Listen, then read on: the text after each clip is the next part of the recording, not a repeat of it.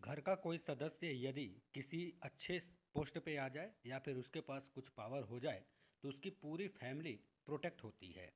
लेकिन महात्मा गांधी के पास पूरा अधिकार, पूरी शक्ति होने के बावजूद भी बहुत से ऐसे फैसले थे जो उन्होंने नहीं लिए। अगर वो ले लेते तो बहुत से बेगुनाहों की जानें बच सकती थी, पर ऐसा महात्मा गांधी ने नहीं किया।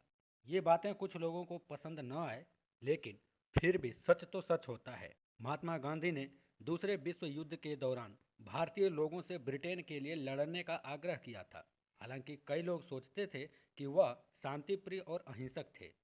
उन्होंने मुस्लिमों का बहुत समर्थन किया, जिसकी वजह से आज तक दोनों के बीच शत्रुता की भावना बनी हुई है। उन्होंने एक बार भी भगत सिंह और उनकी टीम को दी गई मौत की सजा को रोकने की कोशिश भी नहीं की। हालांकि वह एक अच्छे वकील थे। कई लोग यह भी मानते हैं कि चंद्रशेखर आज़ाद जी की हत्या कर दी गई क्योंकि उन्होंने अंग्रेजों को अल्फ्रेड पार्क इलाहाबाद में अपने स्थान के बारे में बताया था।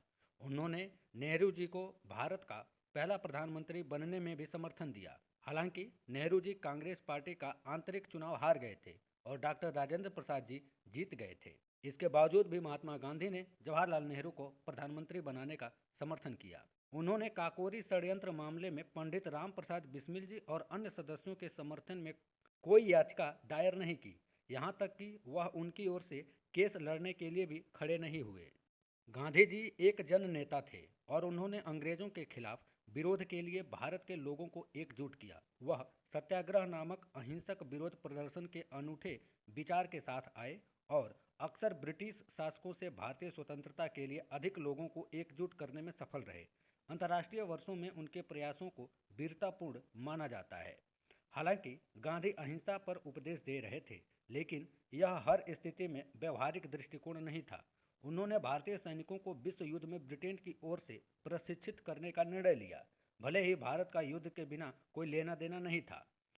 अपनी जीवन से भी बड़ी छवि के कारण गांधी जी में एक प्रकार का अहंकार विकसित हो गया था। कई मौक़ों पर उन्होंने अपनी तानाशाही दिखाई। वह चाहते थे कि चीज़ें उनके हिसाब से चलें, न कि लोकतांत्रिक तरीके से तय हों। उन्होंने सुभाष चंद्र बोस को इस्तीफा देने के लिए मजबूर किया, जिन्हें लोकतांत्रिक तरीके से कांग्रेस अध्यक्ष के रूप में चुना गया था। उन्होंने भगत सिंह की फांसी का विरोध नहीं किया, जिनकी लोकप्रियता दिन पर दिन बढ़ती जा रही थी और वह युवाओं के लिए अधिक लोकप्रिय हो रहे थे। उन्होंने बम्बई में अनिश्चितकालीन भूख हड़ताल करके अंबेडकर को दलितों के खिलाफ आरक्षण की अपनी मांग वापस लेने के लिए मजबूर किया। उनके पक्षपात ने भारत के साथ अन्याय किया। जब सरदार पटेल को नेहरू का पक्ष लेने के लिए प्रधानमंत्री पद से अपना नाम वापस लेने के लिए कहा गया, गांधी ने एक तरफा तौर पर पाकिस्तान को 55 करोड़ रुपए देने का फैसला किया। बाद के वर्षों में उनके अधिकांश निर्णय भारत के ही खिलाफ रहे।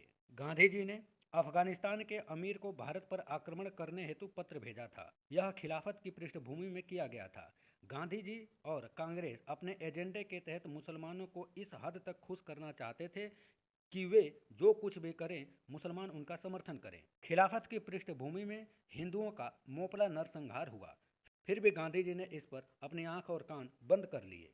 खिलाफत विचारधारा वाले मुसलमानों ने गांधी और कांग्रेस से अफगानिस्तान के अमीर को पत्र लिखकर अंग्रेजों से लड़ने के बहाने भारत पर आक्रमण करने में मदद मांगने का आग्रह किया और गांधी ने उनकी मांग मान ली।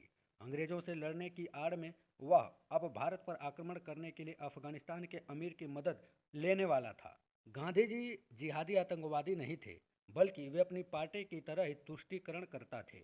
1920 के आसपास खिलाफत से पहले कांग्रेस को एहसास हुआ कि उन्हें एक पार्टी के रूप में विकसित होने के लिए मुस्लिम वोट और समर्थन की आवश्यकता है। इसलिए वे किसी भी कीमत पर मुसलमानों को अपनी तरफ आकर्षित करने लगे और उनके लिए कुछ भी करने को तैयार हुए।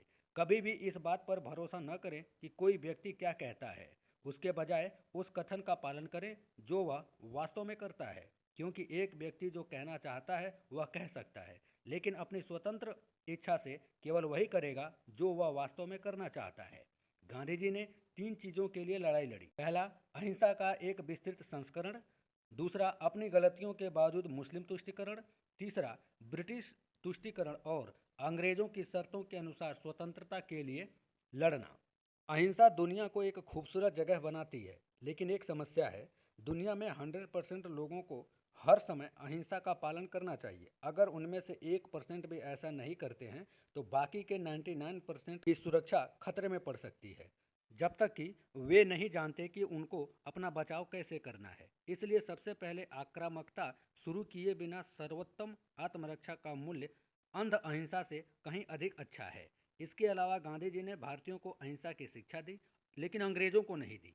यहाँ तक कि उन्होंने विकृत रूप से छत्रपति शिवाजी महाराज, गुरु गोविंद सिंह और महाराणा प्रताप को गुमराह देशभक्त कहा। हालांकि वे केवल आत्मरक्षा और प्रतिशोध में उठे थे और कभी भी समाजवादी प्रवृत्ति वाले शासक नहीं थे। स्वामी श्रद्धानंद की हत्या करने वाले अब्दुल रशीद पर भी महात्मा गांधी की राय कुछ ठीक नहीं थी। उन्होंने अब्दुल रशीद को निर्दोष और बेगुनाह बताया था। उन्होंने कहा था कि मुस्लिम हिंदुओं का इस्लाम में धर्म परिवर्तन करते हैं। इसका मतलब ये नहीं कि स्वामी श्रद्धानंद उन मुसलमानों की हिंदू धर्म में घर वापसी करवाएं। इस्लाम की रक्षा के लिए अब्दुल रशीद को स्वामी की हत्या करनी पड़ी। अब्दुल ने कुछ भी गलत नहीं किया। मैं अब्दुल को भाई मानता हूँ। मैं अब्दुल भाई की तरफ से वकालत करूंगा। स्वामी की हत्या पर शोक मनाना गलत है। इन सभी तथ्यों से गांधी जी की अहिंसा की साख पर जोर नहीं पड़ता। वे केवल इस बात पर जोर देते हैं कि कैसे उन्होंने पाखंडी अंदाज में चुनिंदा मामलों में हिंसा का समर्थन किया। कांग्रेस 1885 से अंग्रेजों द्वारा स्थापित और वित्त पोषित पार्टी थी, जिसका उद्देश्य मूल रूप से भारतीयों को अंग्रेजों के खिलाफ खुला युद्ध छेड़ने से रोकना था। इसलिए कांग्रेस के सभी आंदोलन संदिग्ध रहे। गांधी कभी भी भगत सिंह, चंद्रशेखर आजाद और सावरकर की तरह भारत को आज़ाद कराने का सपना लेकर बड़े नहीं हुए थे। गांधी जी स्वतंत्रता आंदोलन में देर से आए। उन्हें ब्रिटिश सरकार से लाभ मिला, जिसने उन्हें या किसी भी कांग्रेसी को कभी कठोर दंड नहीं दिया। गांधी जी ने आज़ादी का समर्थन अंग्रेजों के शर्तों के अनुसार किया था, न कि भारतीयों के शर्तों के अनुसार। गांधी जी के भारत छोड़ो आंदोलन को सावरकर ने भारत के विरुद्ध बताया और यहाँ तक कि डॉक्टर अंबेडकर ने भी इसकी आलोचना की थी। इस आंदोलन की पृष्ठभूमि में गांधी जी को जिन्ना और अंग्रेजों से भी जुड़ने में कोई संकोच नहीं हुआ। पाकिस्तान बनने के बाद भी गांधी जी कहते थे कि मैं पाकिस्तान जाऊंगा और बिना वीजा के जाऊंगा, जबकि पाकिस्तानियों को भी भारत आने की अनुमति देना चाहते थे और उनके लिए सड़कें भी तैयार करने वाले थे। इन्हीं सभी कारणों के कारण गोडसे ने इन तथ्यों को ध्यान में रखते हुए गांधी को गोली मारने का फैसला किया। गांधी ने विभाजन पर कमजोर रुख अपनाया और यहाँ तक कि इनके लिए उत्प्रेरक की भूमिका निभाई थी। गांधी ने विभाजन के बाद पाकिस्तान छोड़कर भारत आने वाले हिंदुओं की खुले तौर पर आलोचना की। हालांकि ये गरीब लोग थे, जाने के लिए कोई अन्य देश नहीं था, जबकि गांधी ने अपनी इच्छा से पाक जाने के इच्छुक भारतीय मुसलमानों को भारत में ही रहने और कहीं और न जाने के लिए प्रोत्साहित किया। जब गांधी विभाजन के बाद दिल्ली में थे तो उन्हें पाक में आए हिंदू शरणार्थियों के लिए दिल्ली की एक मस्जिद में शरण लेने की खबर मिली और उन्होंने पत्थर दिल से उन्हें संदेश भेजा कि मस्जिदें मुसलमानों के लिए हैं। और उस दिन भारी बारिश में इन लोगों के पास सड़कों पर आने के अलावा कोई विकल्प नहीं था, जबकि गांधी जी ने पाक में जाने वाले मुस्लिम शरणार्थियों पर ऐसा कोई बयान नहीं दिया जिन्होंने मंदिरों में शरण ली थी। गांधी ने यह सुनिश्चित करने के लिए सत्याग्रह किया कि पाक को भारत से 55 करोड़ रुपए मिले। शर्तों के अनुसार पाकिस्तान को पाकिस्तान की धरती पर हिंदुओं के विस्थापन और उनकी संपत्ति के नुकसान के लिए भारत को मुआवजा भी देना था। लेकिन गांधी कभी भी इस अधिकार के लिए खड़े नहीं हुए। गांधी की आदत पीड़ित को अहिंसा के लिए शिक्षा देना था, उत्पीड़न को कभी नहीं दिया। जबकि इसका ठीक विपरीत अर्थ है। गांधी ने यहाँ तक कि महाराणा प्रताप तथा छत्रपति शिवाजी महाराज या गुरु गोविंद सिंह जैसे महान लोगों की भी निंदा की, जिन्होंने हमें आत्मरक्षा के मूल्य सिखाए।